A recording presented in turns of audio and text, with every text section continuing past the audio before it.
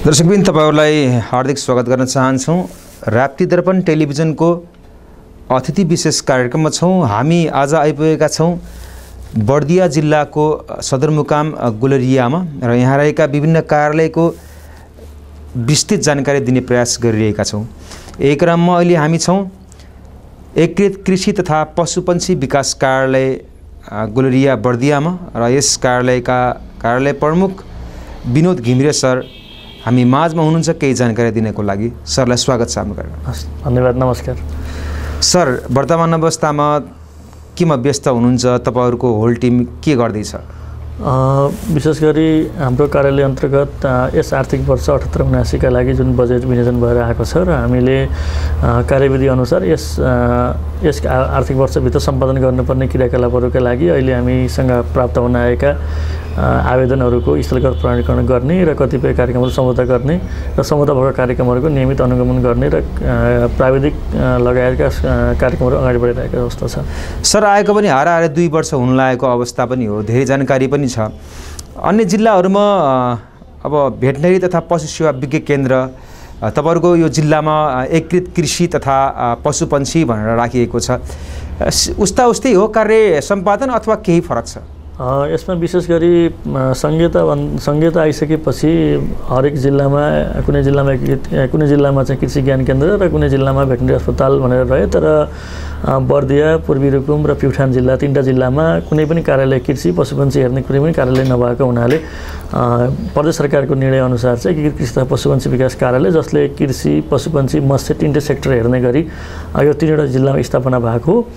यस कार्यालयले अरू जिल्लामा कृषि ज्ञान केन्द्र र भेटनरी अस्पताल तथा पशु सेवा विज्ञ केन्द्रले गर्ने क्रियाकलापहरू यो कार्यालयले चाहिँ गर्दै आइरहेको छ। सर, तपाईँ आएको हाराहारी 2 वर्ष भइसक्यो। तपाईँ आइसकेपछि तपाईले गर्नुभएका जिल्लामा केही परिवर्तनहरू अथवा तपाईहरुको टिमले गरेको राम्रा कामहरू, कार्यहरू, सरसर्ती प्रमुख के हुन् भनिदिनुस् न।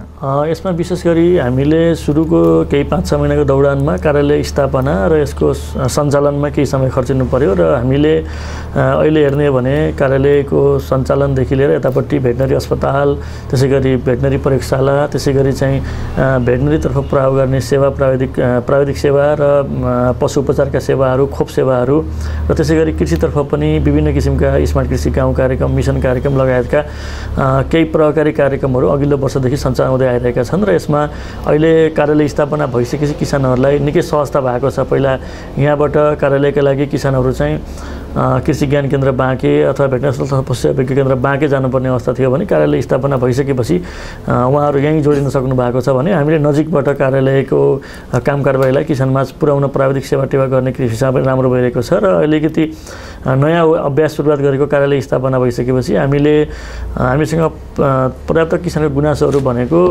कार्यालयका सूचनाहरू अथवा प्राविधिक सेवाहरू चाहिँ सबै किसानका पुगेन भन्ने किसिमको गुनासोहरू छन्। त्यसलाई सम्बोधन गर्नका लागि हामीले रेडियो मार्फत रेडियो कार्यक्रम सञ्चालन गरेका छौँ। हामीले हरेक बुधबार राति 8:30 बजे 5वटै बर्दिया जिल्लाका रेडियोले सहकारी गर्नुभएको छ। त्यसमा एउटै मेसेज चाहिँ एकै दिन एउटै समयमा प्रवाह हुने गरी एउटा व्यवस्था मिलाएका छौँ भने जिल्ला स्थित सबै सरकारवाला मुख्य किसान समूह सहकारी र स्थानीय तहहरूसँग सहकारी गरेर हामीले बल्क SMS सेवा पनि सुचारू गरेका छौँ। त्यसले गर्दाखेरि तल्लो लेभलसम्म SMS सेवा मार्फत प्राविधिक सेवा र सूचनाहरू पुगिरहेको छ भने अर्को हाम्रो कार्यालयले सानादेखि मझौलादेखि ठुला किसानहरू सबैलाई हेर्छ र यसमा विशेष गरी साना कृषकहरूले चाहिँ यो कार्यालयको अथवा कार्यक्रमहरूको कार्यविधि अनुसार चाहिँ प्रस्ताव लेखन लगायतका कार्यहरूमा अलिकति असजिलो भयो भन्ने किसिमको गुनासो हामीले सुनिरहेको हुनाले अहिले हाम्रो कार्यालयले स्थापना भए पश्चात कार्यालयमा एउटा कृषक सहयोग कक्ष स्थापना गरेको छ। त्यहाँ जहाँ कृषि पशुपन्छीका प्राविधिक र साथीहरू हुनुहुन्छ, जसले गर्दाखेरि साना किसानहरू जसले चाहिँ प्रस्ताव लेख्नै नसकेर हाम्रो कार्यक्रममा आबद्ध हुन नसक्नु भएको जुन किसानहरू हुनुहुन्छ उहाँहरूको हामीले लागि कृषक सहयोग कक्ष स्थापना गरेका छौँ। उहाँहरू यहीँ आएर आफ्नो प्रस्ताव लेखाएर यहीँ प्रस्ताव दर्ता गर्न सक्ने अवस्थामा हुनुहुन्छ। सर, कृषि त्यसै गरेर भेटनरीमा यो जिल्ला आत्मनिर्भर भएको अवस्था हो कि होइन? सम्भावनाहरू के छन्, चुनौतीहरू के हुन् सर? यसमा विशेष गरी बर्दिया जिल्ला हेर्ने भने कृषि, पशुपन्छी लगायत सबै मत्स्य सबै सेक्टरको लागि चाहिँ निकै बढीभन्दा बढी सम्भावना भएको जिल्ला हो र यहाँ कृषिमा चाहिँ विशेष गरी धान, त्यसै गरी मकै, केरा लगायतको व्यवसायहरू निकै राम्रो देखिन्छ। गहुँ, मकैहरू पनि अहिले राम्रो छ, दलहन तेलहनहरू पनि निकै राम्रो छ भने यता भेटनेरीतर्फ चाहिँ दुध, त्यसै गरी चाहिँ माछा मासु लगायत सबै उसमा चाहिँ निकै राम्रो सम्भावना रहेको छ भने बर्दिया जिल्ला चाहिँ यस्तो राम्रो सम्भावना भएको जिल्ला हो जसले चाहिँ लुम्बिनी प्रदेशको अन्तिम पुछारमा रहेको जिल्ला, जो चाहिँ फेरि लुम्बिनी प्रदेश, कर्णाली प्रदेश र सुदूरपश्चिम प्रदेशको लागि एउटा कृषिको हबको रूपमा बन्न सक्ने एउटा सम्भावना भएको जिल्लाले गर्दाखेरि पनि यहाँको सम्भावना एकदमै बढी छ। केही चुनौतीहरू, केही देखिए चुनौतीहरूमा विशेष गरी किसानहरूको क्षमता अभिवृद्धि गर्ने कुराहरूमा अझै थप हामीले नयाँ प्रविधिहरू चाहिँ किसानमा पुर्याउने विषयमा र प्रविधि हस्तान्तरणका विषयमा अझै बढी समन्वय गर्नुपर्ने, किसानहरू बिचको क्षमता विकास गर्नुपर्ने देखिन्छ। र अर्को चाहिँ अहिले सङ्घीयता आइसकेपछि तिनै तहको सरकारहरू छ, प्रदेश सरकार, त्यसै गरी स्थानीय तह र सङ्घीय सरकार। यो तिनै तहको सरकारहरू बिचमा चाहिँ समन्वय गरेर किसानहरूलाई चाहिँ बढीभन्दा बढी प्राविधिक विषयहरूमा चाहिँ अलिकति बढी झकझकाउने र उहाँहरू चेतना वृद्धि गर्नुपर्ने कार्यक्रममा जोड्न सकियो भने सायद बर्दिया जिल्लालाई यो तिनटै प्रदेशहरूको लागि एउटा राम्रो भोलिको लागि राम्रो अवसर चाहिँ सिर्जना गर्न सक्छ। सर, कृषिमा देखिने समस्या अथवा बालीमा देखिने रोगहरू, त्यसै गरेर पशुपन्छीमा देखिने रोगहरू कस्ता कस्ता छन् विशेष भनिदिनुहोस् न सर। यसमा विशेष गरी बेला मौकामा अब प्राकृतिक विपत्तिका विषयहरू छँदैछन्। अब अहिले पनि हामीले केही सामना गर्नु पर्यो।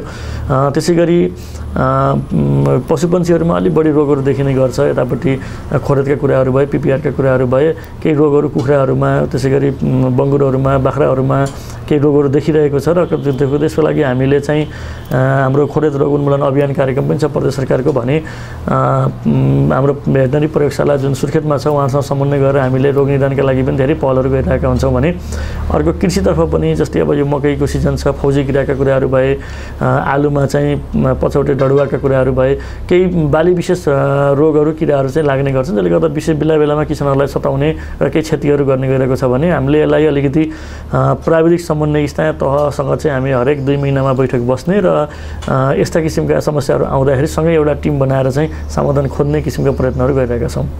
सर, दरबन्दी अनुसारको कर्मचारीहरू पदपूर्ति भएनन् लुम्बिनी प्रदेशका सबै कार्यालयमा भन्ने कुरा छ। हाम्रो कार्यालयमा त्यस्तै छ अथवा के छ? विशेष गरी हाम्रो कार्यालयमा चाहिँ अब एकीकृत कार्यालयहरू पछि मात्रै स्थापना भएका हुनाले यहाँको जनशक्ति संरचनाहरू नै धेरै न्यून राखिएको छ पहिले नै भने केही दरबन्दीहरू हामी गामी रिक्त छन्। जस्तै अब अहिले केही फुलफिल भएको अवस्था पनि छ अहिलेको अवस्थामा। तर हामीसँग जति हाम्रो कामको लोड छ, कामको प्रकृति छ, कृषि, पशुपन्छी, मत्स्य सबै सेक्टर हेर्ने गरी त्यसको आधारमा हामीलाई चाहिने जनशक्ति चाहिँ निकै न्यून हो र यसलाई चाहिँ जनशक्ति यदि बढाउन सक्ने हो भने किसानमा पुग्न सक्ने क्षमता पनि हाम्रो वृद्धि हुँदै जान्छ।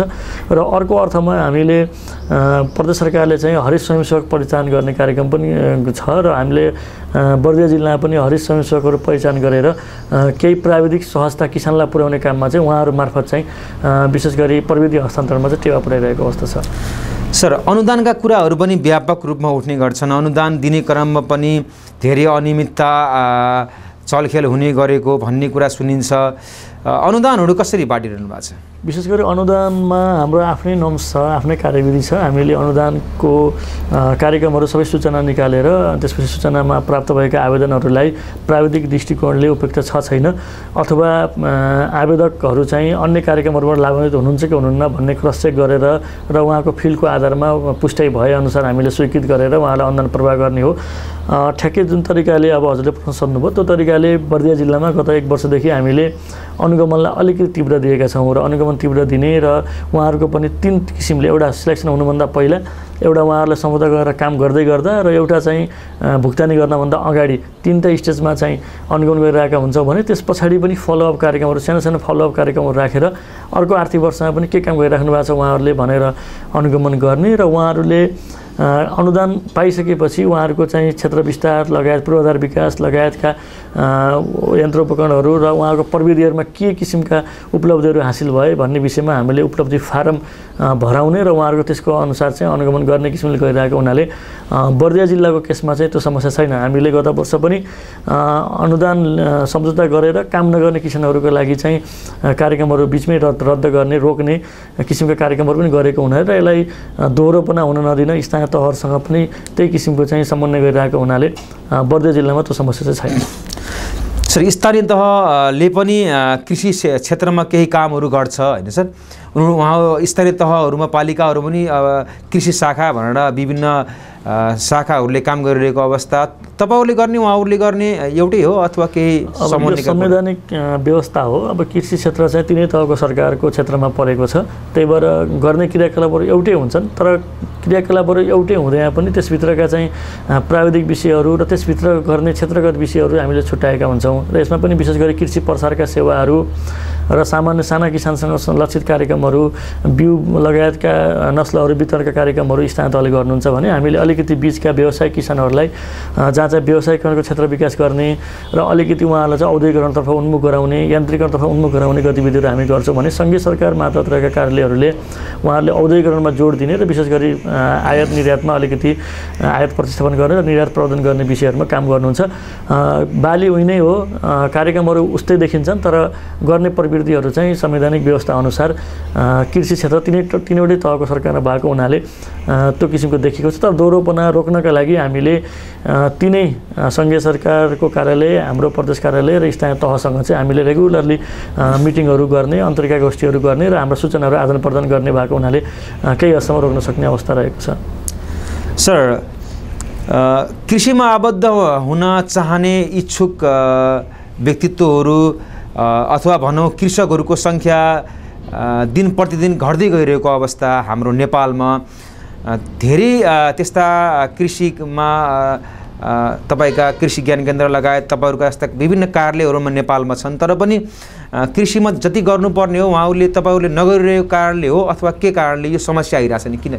विशेष गरी कृषि क्षेत्र भनेको नेपालमा धेरै अन्य क्षेत्रहरूसँग जोडिन्छ। कृषिका विषयहरू अरू क्षेत्रहरूसँग जोडिन्छन्।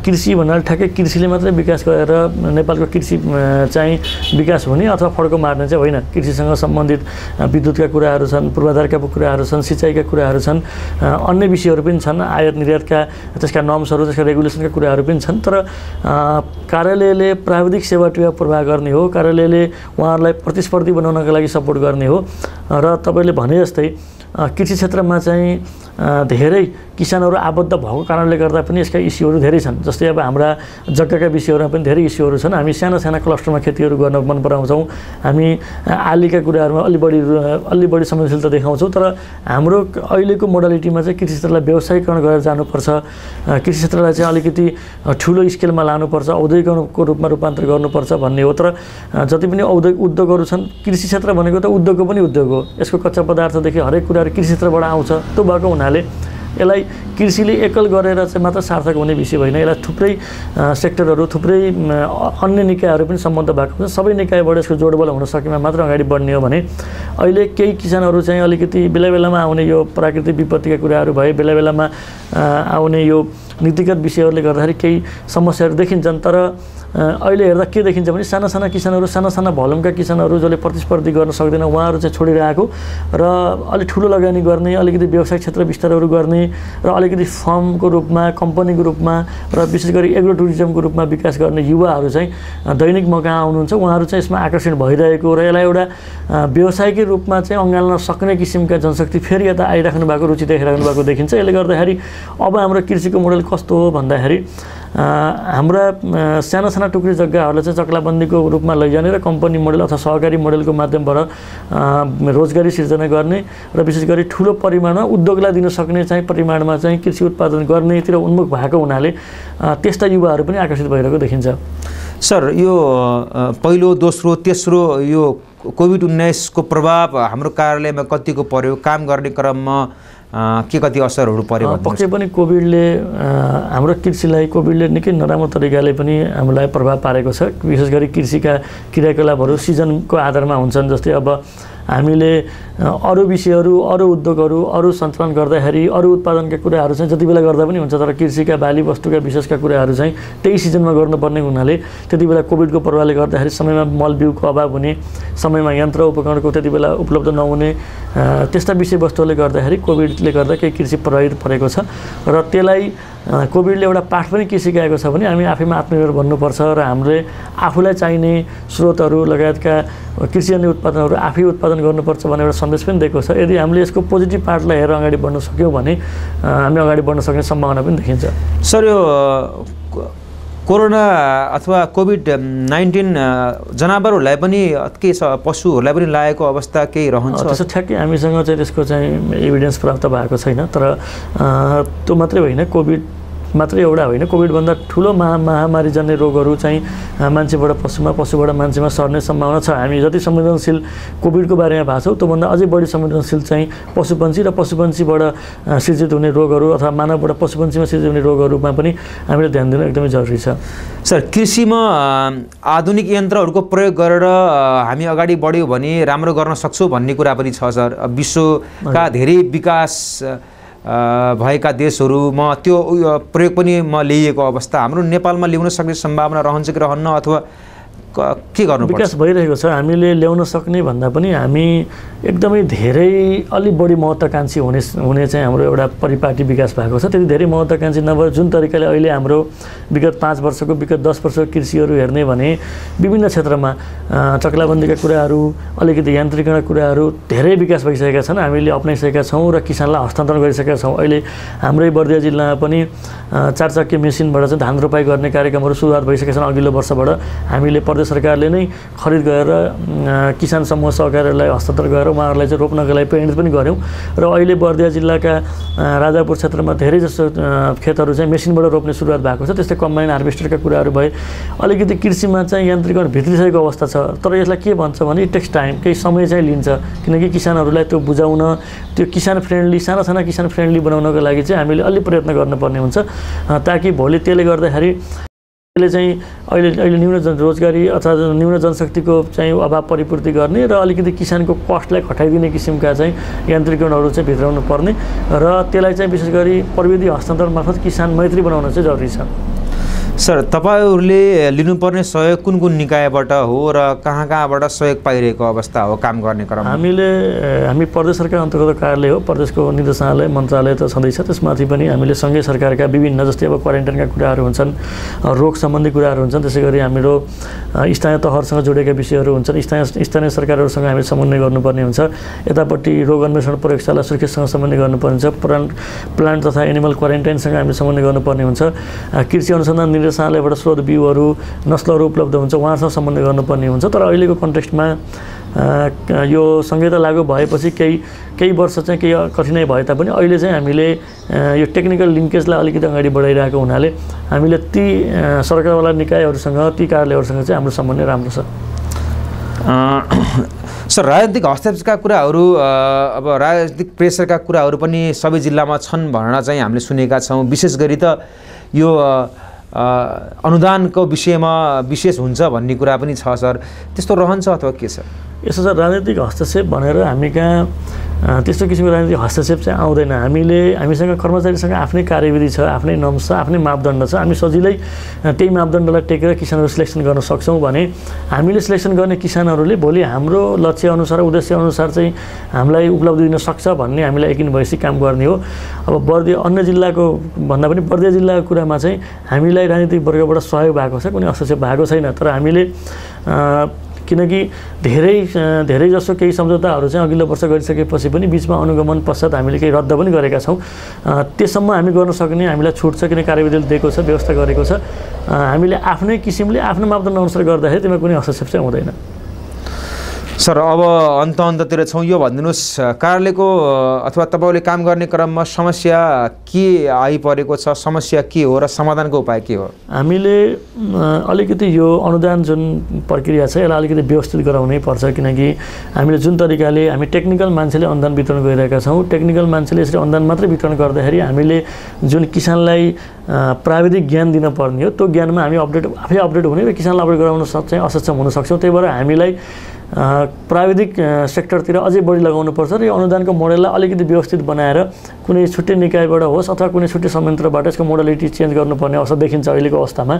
भने प्राविधिक जनशक्ति अझै बढी पदपूर्ति गरेर प्राविधिक जनशक्तिलाई अलिकति किसान लेभलसम्म पुग्न सक्ने प्राविधिकहरूको विकास गरेर उहाँहरूको पनि क्षमता विकास गर्दै किसानलाई सक्षम बनाउन पर्ने निकै जरुरी छ। यो दुईटा कुरामा विशेष गरी प्रविधि मैत्री कृषि विकास गर्नका लागि चाहिँ प्राविधिकहरू चाहिँ जनशक्ति पर्याप्त हुने र उहाँहरूको क्षमता विकास गर्दै किसानलाई हस्तान्तरण गर्ने कार्यमा चाहिँ अग्रसर हुनुपर्छ भन्ने नै हो। यसरी हामीलाई समय दिनुभयो, यसरी जानकारी गराइदिनु भयो, त्यसको लागि धन्यवाद दिन चाहन्छु। सर, अन्तमा के भन्न चाहनुहुन्छ? अन्तमा विशेष गरी राप्ती दर्पणलाई म हार्दिक धन्यवाद र आभार पनि दिन चाहन्छु। मेरा विषयवस्तुहरू किसानमाझ अथवा अन्य निकायहरूमाझ भन्ने मौका पनि दिनुभयो र विशेष गरी अन्त्यमा चाहिँ कार्यालय स्थापना भइसकेको छ, सञ्चालनमा रहेका छन्। बर्दिया जिल्ला लगायत सबै जिल्लामा अहिले प्रदेश सरकारको कार्यालय छ। हाम्रा नीति नियमहरू मापदण्डहरू चाहिँ किसान मैत्रीहरू छन्। प्रदेश सरकारले छिटो निर्णय गर्न सक्ने भएको हुनाले नीतिगत रूपमा कृषि निकै सुधार भएको छ र यसलाई कार्यान्वयन गर्नमा पनि सुधार गर्दै लैजानु पर्ने देखिन्छ। यसमा सबै सम्बद्ध सरकारवालाहरूको भूमिका र सहयोग आवश्यक पर्ने हुनाले सम्पूर्णलाई मैले विशेष गरी यसमा सहयोग गर्नका लागि हार्दिक अनुरोध गर्दै र कार्यालयले दिने सेवा सुविधामा चाहिँ हामी प्रतिबद्ध रहेको चाहिँ निवेदन गर्दै बिदा हुन्छु। हस्त, नमस्कार।